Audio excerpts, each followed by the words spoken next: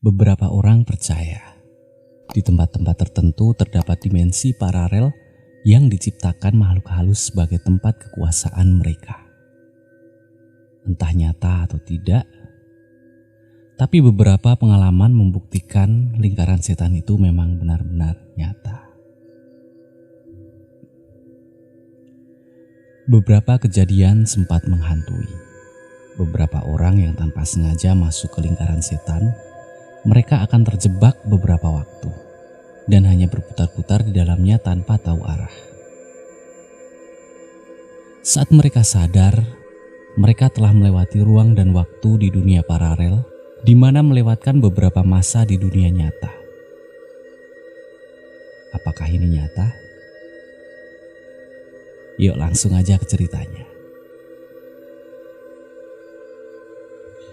Aku baru saja berkemas dan bersiap pulang kantor. Waktu masih menunjukkan jam 7:30 malam. Grab yang aku pesan pun sudah terdengar suara motornya dari arah pagar depan. Aku perhatikan, kantor sudah mulai lenggang. Beberapa sudah berangkat bermain badminton dan beberapa di antaranya masih bermain PS di escape room. Seorang driver Grab Parubaya parkir di depan gerbang kantor. Wajahnya datar. Tanpa sapaan saat aku menanyakan apakah itu orderan yang aku pesan, tatapannya pun kosong tanpa arah yang jelas. Mungkin dia lelah setelah seharian narik. Begitu pikirku. Tanpa banyak bicara, aku mulai naik ke motornya dan kami mulai berangkat. Sekitar 100 meter aku mencoba mengajaknya berbicara. Ya, sekedar memecah suasana agar selama perjalanan tidak begitu kaku. Sesekali dia mengangguk dan menjawab dengan suara yang serak. Aneh sekali. Tidak pernah aku mendapatkan driver Grab sedingin ini.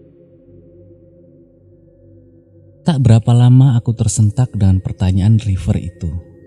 Yang tiba-tiba dia ucapkan, "Mas pernah masuk ke kawasan angker?" Aku cukup kaget dengan pertanyaan bapak ini. Tak biasanya aku mendapatkan pertanyaan yang sulit aku jawab dari seorang yang baru aku kenal. Apalagi seorang driver Grab. "Belum pak, ada apa emangnya?" Kemudian bapak itu memperlambat laju motornya. Dia mulai menceritakan maksud dari pertanyaan itu. Sungguh tak pernah aku sangka masih ada orang yang mengalami hal ini. 3 hari yang lalu, sekitar pukul 11.35, Pak Agus, nama driver itu, sudah bersiap untuk pulang. Narik ojek seharian hingga malam cukup melelahkan dan menguras banyak tenaga. Dia hanya ingin pulang dan menghitung hasil ngojeknya hari itu. Namun, karena lupa mematikan aplikasi, sebuah orderan pun masuk dari seorang anak muda yang berada tak jauh dari tempat Pak Agus berhenti.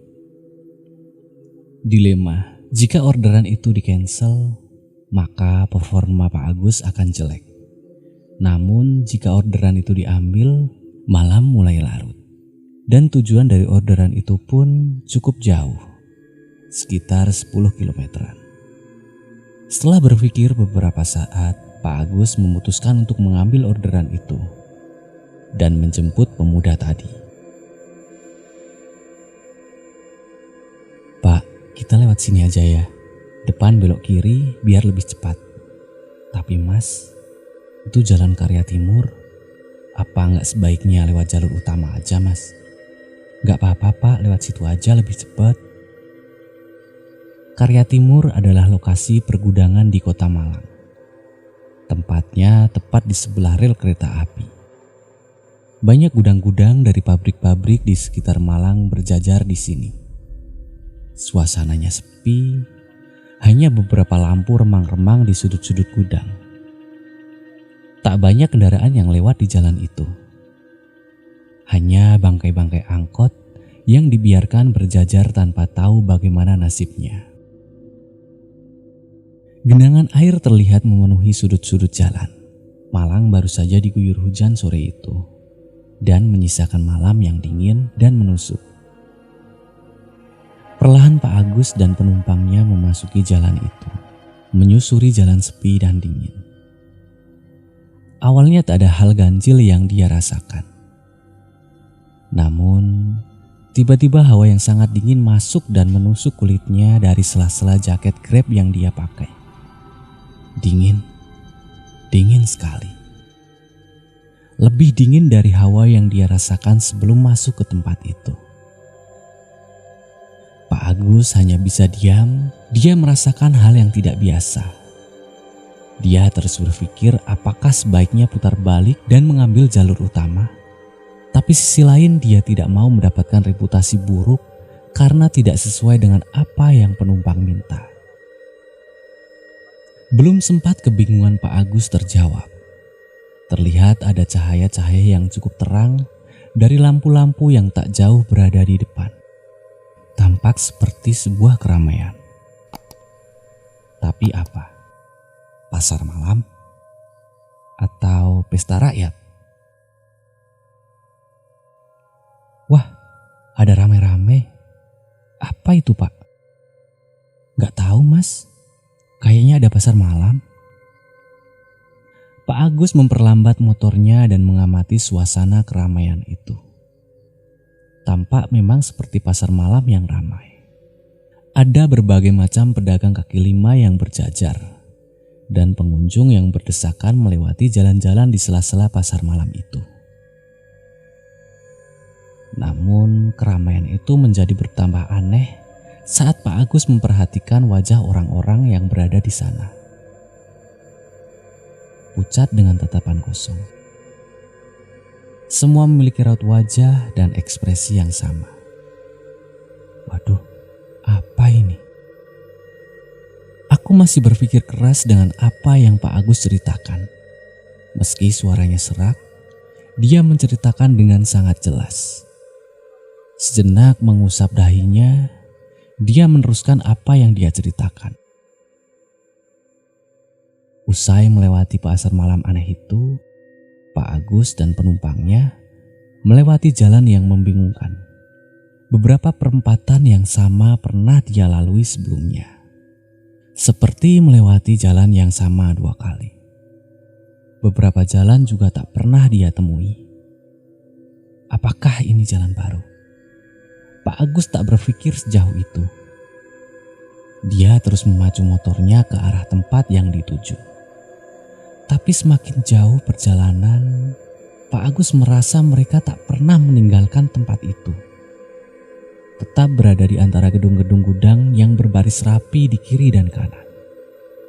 Maaf Mas beneran tahu jalannya nggak ya? Saya tahu Pak, tapi kenapa berubah ya? Berubah bagaimana ya Mas? Saya nggak yakin Pak, tapi setahu saya tidak ada jalan yang mengarah masuk ke sana. Tapi kenapa jadi ada jalan ya? Lagi, Pak Agus berusaha untuk mencari jalan keluar. Tapi lagi-lagi mereka kembali ke tempat yang pernah mereka lalui. Seakan-akan mereka berada di sebuah labirin raksasa yang tak pernah bisa keluar. Semakin kita pergi jauh, maka akan semakin mendekat dan tidak bisa keluar. Demikian juga dengan Pak Agus dan penumpangnya. Merasa ada yang tidak beres, Pak Agus mengerti akan kondisi ini dan berusaha untuk tenang. Dan meminta penumpangnya untuk tetap tenang. Mas, sepertinya kita sedang berada dalam wilayah yang tidak wajar. Maksudnya Pak? Nggak tahu Mas.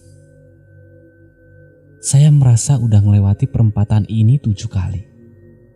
Iya Pak, saya juga merasakan demikian. Ya sudah, bantu saya baca surat-surat pendek ya Mas. Saya akan tetap fokus mencari jalan. Si penumpang hanya mengangguk dan mengikuti apa yang Pak Agus minta. Pak Agus sendiri tetap tenang dan berusaha mencari jalan keluar dari tempat yang penuh tanda tanya itu. Beberapa menit kemudian Pak Agus melihat ujung jalan mengarah ke jalan utama. Sepertinya itu jalan keluar. Apa yang dia lakukan membuahkan hasil. Sedikit lagi mereka akan keluar dari tempat tak berujung itu.